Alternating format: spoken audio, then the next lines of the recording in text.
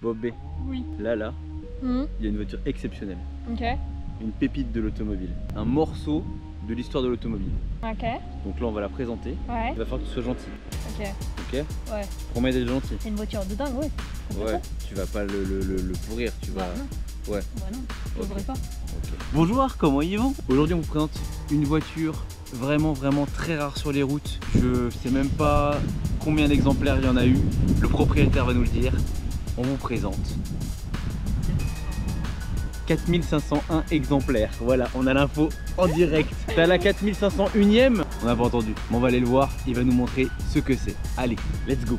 Ok, donc ouais, une Ford Focus ST pas KRS quoi. Ça a l'air de folichon. Tanguy, merci de nous présenter ta voiture. T'as dit quoi, pardon? Bonne journée du coup. Hein. Ford Focus RS MK1. Quand on vous parle de pépites, de monuments de l'automobile, ça en fait partie. Masterclass dans le monde du rallye. Ouais, pas ouf. Pas ouf. De rallye, on va l'amener sur une spéciale de rallye, ce sera mieux ouf. La RS, on peut pas forcément trop en parler. Il y a eu des éclats. On peut au moins parler de grands noms qu'il y a eu sur cette voiture. Ouais, c'est vrai. Un grand nom.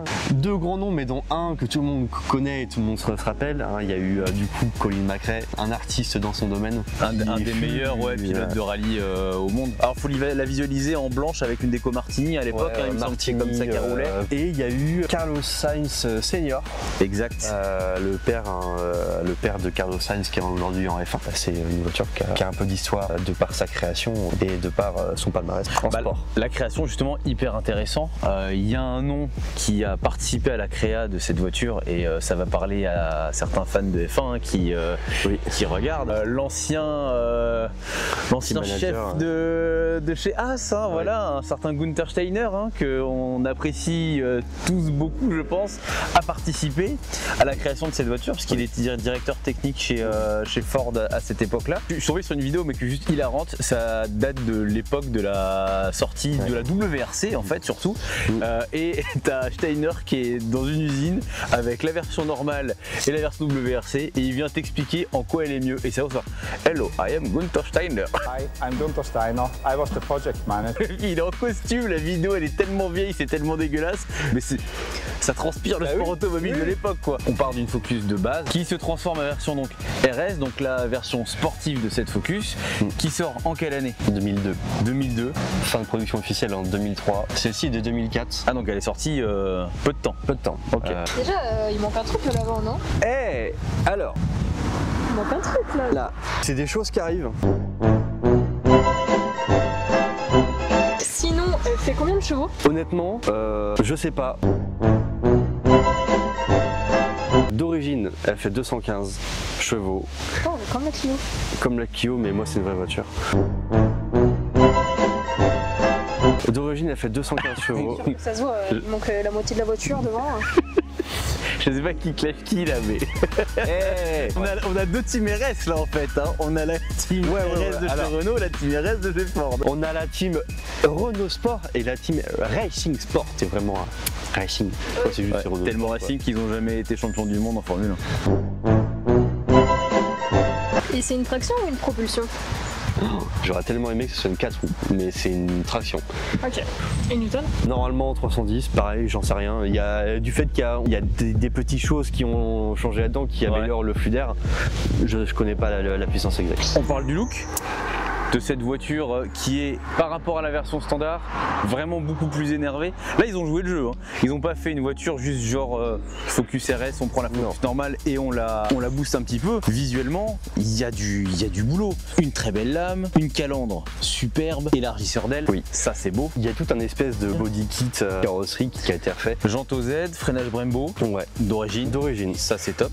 Il y a l'aileron derrière qui veut une petite touche sportive. Ouais, petite touche racing, un petit becquet, badge RS, un pare-choc arrière avec un aspect diffuseur, ça fait un peu plus sportif. Ouais, c'est vrai qu'il n'y a pas vraiment, c'est pas vraiment un diffuseur en lui-même, c'est vraiment le pare-choc qui est moulé comme ça. C'est une ligne dessus. Il y a une ligne en 74 mm de mémoire. Et puis ça, c'est le côté rallye ça. Les bavettes. Eh ouais, ça c'est le rallye ça. On a remarqué sur les jantes. Ah, t'as un truc à dire sur les jantes? Les jantes, oui. On dit que souvent les flammes abîment les jantes, mais... Ah, les jantes... Bah ceci, y a rien à dire, ça va. Ouais. Là. Ah, ça, ouais, c'est. Ouais. Puis bon, là t'as un RS. Déjà t'as pas de RS. C'est quoi? C'est une voiture de Wish? C'était en option? Tu nous ouvres le moteur? Ouais, les clés. Comme toutes les Ford de cette époque-là, c'est de la merde. T'as pas de levier, là. Oui. T'as pas de levier sous le volant. Dans la voiture. Tu vas mettre la main, y a rien. Ça c'est comment? Tiens, tu veux les clés? Ouvre le capot avec les clés. Il y a un trou là, donc j'imagine que c'est là. C'est pour ça qu'il n'y a pas de logo. T'essaies de mettre la clé dedans, hein. Non? Je me trompe. Fais gaffe, tu vas la démarrer là. Il y a une flèche comme ça. Suffit. Alors, Démonter la calandre. ce que tu dis, c'est qu'il y a une flèche. Sauf que la flèche avec le logo, tu le vois pas, donc il faut juste le savoir. Ouais. Et voilà. C'est pas en cause du trou. Normal, la calandre, elle a vécu aussi. La calandre elle est à sa place que quand t'accélères. Alors, 1, 2. 1. Vas-y. Voilà. Et après 2. Oui. Et j'ai pas de force. Ah si c'est bon. Oh c'est chiant, c'est compliqué. Tu peux enlever la clé du coup. Et voilà donc le ventre de la bête avec une pieuvre. Quoi? Une belle pieuvre. Je suis très fruit de mer. Putain, la voiture elle est en train de faire un kamehameha là, laisse tomber. Ouh. Donc le fameux Duratec 2 litres. Du coup, bah, ça se voit que là, il n'y a pas tout d'origine, hein. Très clairement. T'as investi dans de la durite, toi. Oui, c'est. Tu vas te faire un sticker, j'aime les durites. Hein. C'est un choix, alors pour 2 durites particulièrement. Là, celles-là qui sont assez souples. Fragiles. Assez souples. Alors, pas fragiles, mais très souples. Ok. Celle d'origine, assez fine et très souple. Qui, du coup, quand il y a une turbo, une charge, elles peuvent pincer. Dilater. Voilà. Donc, pincer ou dilater. Donc, c'est un changement que j'en ai profité pour prendre tout le kit. Et c'est beau, le rendu est bien. En plus, en bleu comme ça, c'est chouette. Ouais. Elle est sortie en autre couleur d'ailleurs? Non.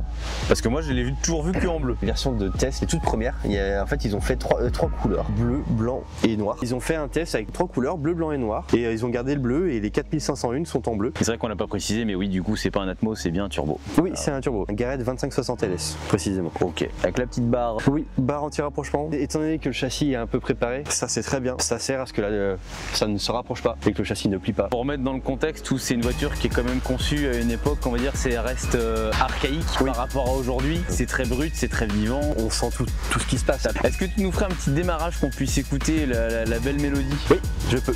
Bonjour. Alors. Viens là, toi. Qu'est-ce que tu fais là? Viens là.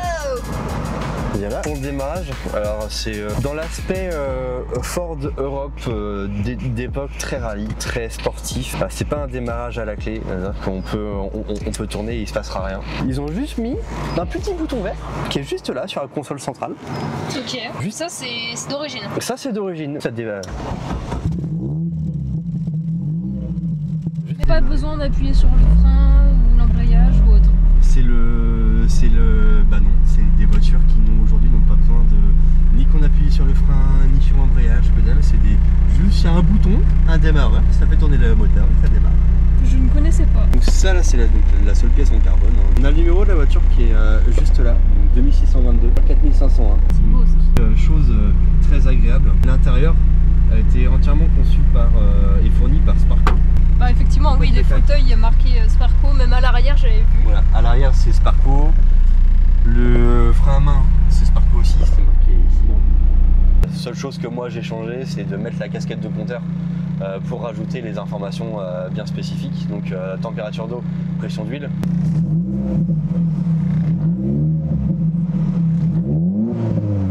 Après tu pourras venir devant pour écouter le pchit.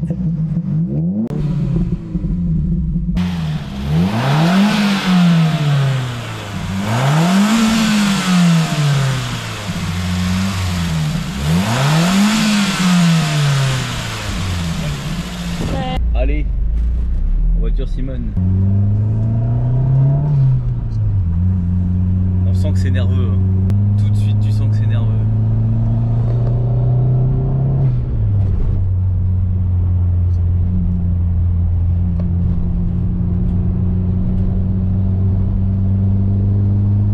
Alors, je peux que te donner raison quand tu disais que c'était raide.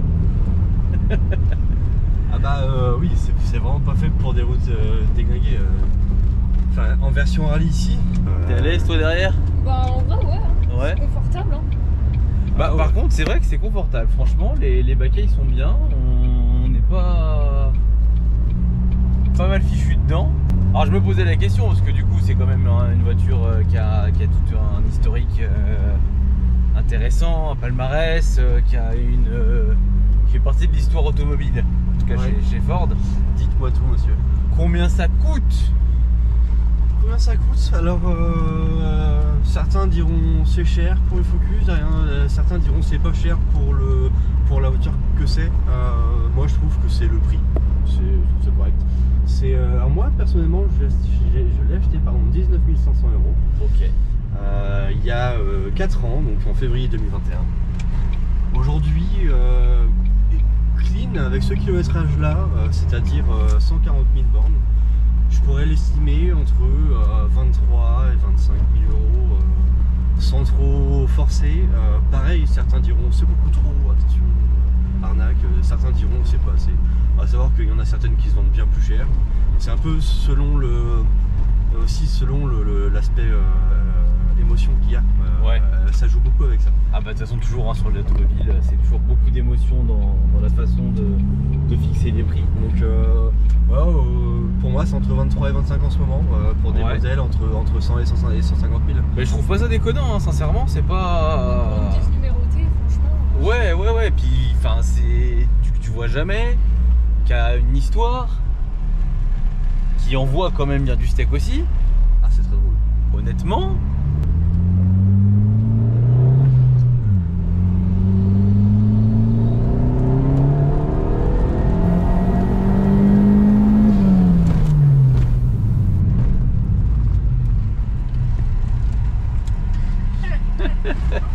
On a la chance d'avoir un espace fermé pour nous pour pouvoir tirer un petit peu et ça c'est cool. On remercie encore les propriétaires du lieu. En tout cas ça marche bien. Bon bah merci beaucoup Tanguy de nous avoir présenté ton petit bijou.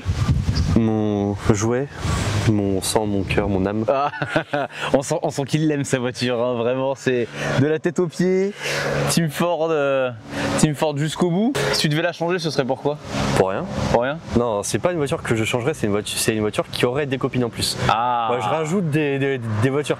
En tout cas celle-ci, on voit bien que elle est bichonnée, elle marche bien. C'est un petit monument d'histoire. Si vous avez l'occasion d'en voir une, ne la zappez pas. Profitez-en. Prenez le temps, allez regarder, c'est très intéressant comme véhicule. Toi, t'as kiffé? Ça va. Convaincu ou pas? Ça va. Les grives. Non, en vrai, c'est une faute. Attends, je vais parler dans le micro. C'est une caisse de merde. Et en vrai, Ce qu'elle a dit là. Elle est chouette sa caisse, j'aime beaucoup. tu regarderas la vidéo, tu sauras. En tout cas, merci à vous d'avoir regardé la vidéo. Si ça vous a plu, le petit pouce, le petit commentaire, pensez à vous abonner. On doit vous parler d'un dernier truc. Vous l'avez peut-être remarqué ou pas. Avec Andis, on a lancé notre marque de vêtements, la marque Kaz. On fait du t-shirt, on fait du sweat, on fait de la casquette, on fait du stickers. On fait tout ce qu'il faut pour être bien à l'aise sur les rassos, bien habillé, tout bien comme il faut. Tu l'as en noir, tu l'as en rouge. C'est pas canon. Petit tissu tout doux, bonne qualité, franchement, il faut pas hésiter. Allez voir le site, on vous le met là, comme ça, dans la description, vous allez pouvoir regarder le site internet. On a lancé aussi une petite collection qui dure pas longtemps. I want carbone. Ça c'est pour ma gueule, ça, parce que carbone partout. Donc n'hésitez pas à aller regarder si vous aimez bien. Vous y allez, vous commandez, vous dites que vous venez de notre part et vous aurez peut-être une réduction. Allez, bisous. Je fais une petite parenthèse. Tu vas voir comment elle est ta parenthèse. Elle est comme ça. Oh là là. Non. À quelle année? Elle est de.